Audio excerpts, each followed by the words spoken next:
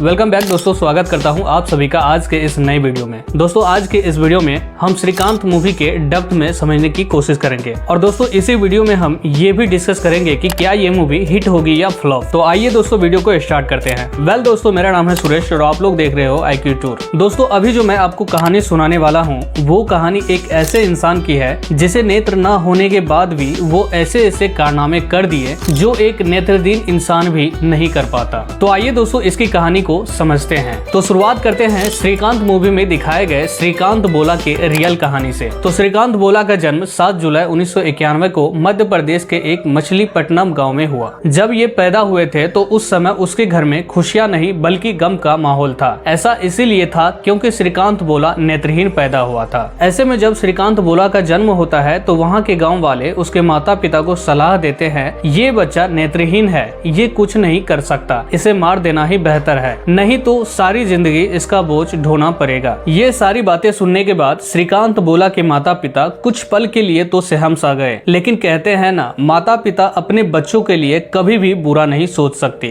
और अंत में उसके माता पिता ये निर्णय लेते हैं कि वो बच्चे को रखेंगे और उसका सही से देखभाल करेंगे। श्रीकांत बोला के परिवार के भरण पोषण का एकमात्र आधार कृषि ही था। कृषि से उसकी आमदनी उतनी ज्यादा भी नहीं हो रही थी जिससे कि उसका घर भी सही से चल सके, लेकिन क्या करे जैसे तैसे जीवन बिता रहा था। कुछ समय बाद श्रीकांत बोला जब थोड़े बड़े होते हैं तो उसके माता पिता उसे अपने साथ खेतों में हाथ बटाने के लिए ले जाते हैं, लेकिन श्रीकांत बोला उसमें भी कोई मदद नहीं कर पाता। उसके बाद श्रीकांत के माता पिता ये डिसीजन लेते हैं कि इसे पढ़ाना ही बेहतर रहेगा। इसके लिए उन्होंने नजदीकी स्कूल में श्रीकांत बोला का दाखिला कराते हैं। दाखिला हो जाने के बाद श्रीकांत बोला अगले ही दिन से स्कूल जाना प्रारंभ कर देते हैं, लेकिन स्कूल के दिनों भी श्रीकांत बोला का जीवन काफी कष्टदायक बीता। स्कूल में जब वो जाते थे तो हमेशा उसको लास्ट के बेंचों पर ले जाकर बैठा दिया जाता था। एक तो वो नेत्रहीन और ऊपर से अंतिम बेंचों पर बैठने के कारण उसे सही से सुनाई भी नहीं देती थी, जिससे उसे पढ़ने में भी काफी दिक्कतें होती थी। पर इतना ही नहीं, स्कूल में जब गेम्स पीरियड की घंटी बजती तो सभी बच्चे ग्राउंड में अपने अपने पार्टनर के साथ गेम्स खेलने बाहर आते। श्रीकांत बोला भी इसी आशा में बाहर आते कि उसके साथ भी कोई खेले, लेकिन नहीं,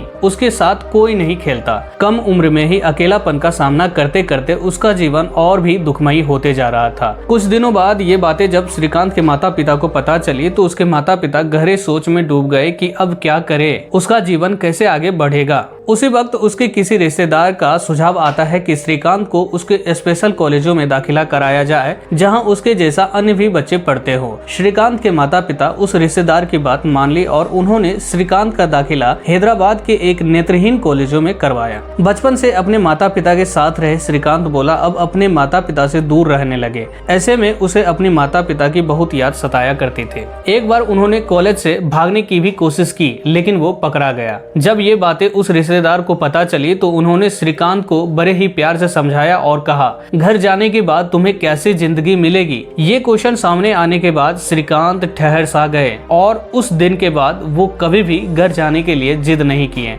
उसी दिन से श्रीकांत में कुछ नया सीखने का एक नया किरण जगा। ये इस कदर जगा कि जो बच्चा घर जाने की जिद पे अड़े थे वो बच्चा अब उस कॉलेज में टॉपरों के लिस्ट में आने लगा था। साल 2006 में तब के राष्ट्रपति रहे APJ अब्दुल कलाम ने एक योजना शुरू किया जिसमें देश की उज्जवल भविष्य के लिए यंगस्टर को मेंटोर किया जाएगा। इसी बीच जब यंगस्टर से बातचीत के दौरान जब APJ अब्दुल कलाम ने श्रीकांत से पूछा तुम आगे चलकर क्या बनना चाहोगे, तो उन्होंने पूरी कॉन्फिडेंस के साथ जवाब दिया मैं देश का पहला नेत्रहीन राष्ट्रपति बनना चाहता हूं। APJ अब्दुल कलाम ने यह सुनने के बाद श्रीकांत को इस कॉन्फिडेंस के लिए शाबाशी भी दी। इसके बाद श्रीकांत ने अपनी 10वीं कक्षा में 90% स्कोर किए, जिसके कारण वो अगली पढ़ाई साइंस से करना चाहते थे, लेकिन उसे साइंस में एडमिशन देने के लिए कोई भी कॉलेज राजी न था। कॉलेज वालों का कहना था वो आर्ट्स ले सकते हैं लेकिन साइंस नहीं, पर श्रीकांत ने तो ठान लिया था कि वो एडमिशन करेंगे तो साइंस में ही करेंगे और किसी में नहीं। कई तरीके अपनाने के बाद जब श्रीकांत को कहीं भी एडमिशन नहीं मिला तो उन्होंने अपनी ही सरकार के विरुद्ध कोर्ट में केस कर दिया।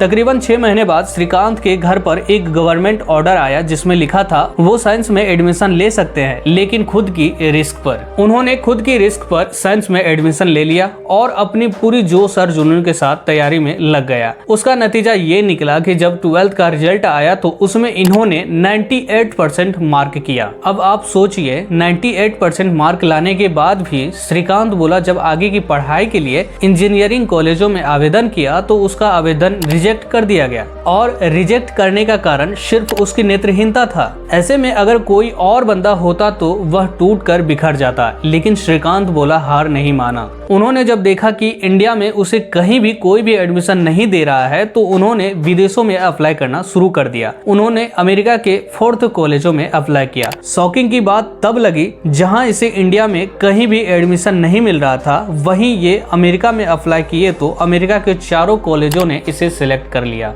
इसके बाद इन्होंने MIT से बिजनेस मैनेजमेंट की पढ़ाई की। पढ़ाई करने के बाद इन्हें विदेशों के कई सारी कंपनियों से ऑफर आने लगे, लेकिन इन्होंने उन विदेशी कंपनियों को ठुकराते हुए हैदराबाद वापस आने का निर्णय लिया। हैदराबाद वापस आने के बाद इन्होंने अपने जैसे लोगों का हेल्प करना चाहा और इन्होंने हैदराबाद में वॉलांट कंपनी की स्थापना की, जहां इन्होंने दिव्यांग लोगों को नौकरियां भी दी और उसका जीवन उज्जवल बनाया। तो दोस्तों श्रीकांत बोला के जीवन पे आधारित श्रीकांत मूवी बनाया गया है, जिसमें श्रीकांत का किरदार निभा रहे हैं राजकुमार राव जी और APJ अब्दुल कलाम का किरदार निभा रहे हैं जामिल खान जी, और इसी के साथ अन्य बेहतरीन एक्टर भी इस मूवी में काम कर रहे हैं जैसे कि अलाया F, शरद केलकर और ज्योतिका। अब दोस्तों बढ़ते हैं बॉक्स ऑफिस कलेक्शन की तरफ। अगर बॉक्स ऑफिस कलेक्शन की बात करें तो जो हाल मैदान का था वही हाल श्रीकांत मूवी का भी है। जिस तरह मैदान को क्रिटिक्स की तरफ से काफी अच्छे रिव्यू मिले लेकिन फिर भी वह अच्छी कमाई नहीं कर पाई, सेम उसी प्रकार श्रीकांत मूवी को भी क्रिटिक्स की तरफ से पॉजिटिव रिव्यू दिए गए लेकिन फिर भी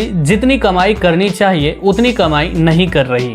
अब देखना यह है कि लॉन्ग टाइम में क्या ये मूवी अपनी बजट को रिकवर कर पाती है या नहीं, क्योंकि मैदान के सामने तो बड़े मियाँ और छोटे मियाँ भी था लेकिन श्रीकांत के पास तो ऐसा नहीं है। अभी जिस तरह से कलेक्शन कर रहा है अगर उस तरह से कलेक्शन चलता रहे तो शायद ये बजट भी रिकवर कर ले। इसमें आपको बता दूं ये मूवी अपने पहले दिन इंडिया भर से 2.25 करोड़ का कलेक्शन किया। ये कलेक्शन वाकई ठीक ठाक था, क्योंकि इतना कम कलेक्शन में भी ये मूवी विक्रांत मैसी की सुपरहिट मूवी 12th फेल को भी पीछे कर दिया। 12th फेल मूवी अपने पहले दिन मात्र 1.10 करोड़ का कलेक्शन किया था। अगर बात करें श्रीकांत मूवी के दूसरे दिन की बॉक्स ऑफिस कलेक्शन की तो इन्होंने अपने दूसरे दिन इंडिया भर से 4 करोड़ 10 लाख का कलेक्शन किया और ये कलेक्शन पहले दिन की अपेक्षा काफी बेहतर थी। इसी प्रकार उन्होंने अपने तीसरे दिन इंडिया से 5 करोड़ 25 लाख की कलेक्शन की और इस प्रकार ये अपने पहले वीकेंड में लगभग 12 करोड़ का इंडिया नेट कलेक्शन कर लिया। अगर बात करें चौथे दिनों की तो ये अपने चौथे दिन कलेक्शन के मामले में काफी गिरावट दिखाते हुए लगभग 1 करोड़ 68 लाख का कलेक्शन किया।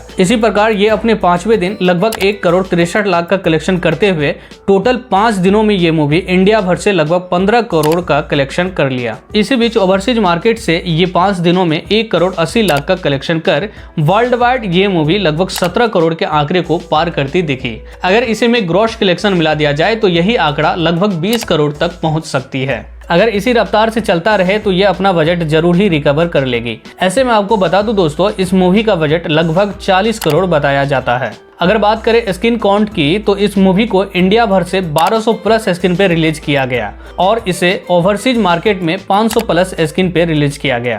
इस तरह टोटल वर्ल्ड वाइड स्तर पर इसे टोटल 1700 प्लस स्क्रीन दिया गया। अगर बात करें इस मूवी के IMDb रेटिंग की तो इसे 10 में से 8.3 रेटिंग मिले हैं। तो दोस्तों यही था आज का वीडियो। कैसा लगा ये वीडियो कमेंट में जरूर बताना और इसी तरह के वीडियो को देखने के लिए इस चैनल को सब्सक्राइब करके नोटिफिकेशन बेल को जरूर दबा देना। तो मिलते हैं दोस्तों अगली वीडियो में।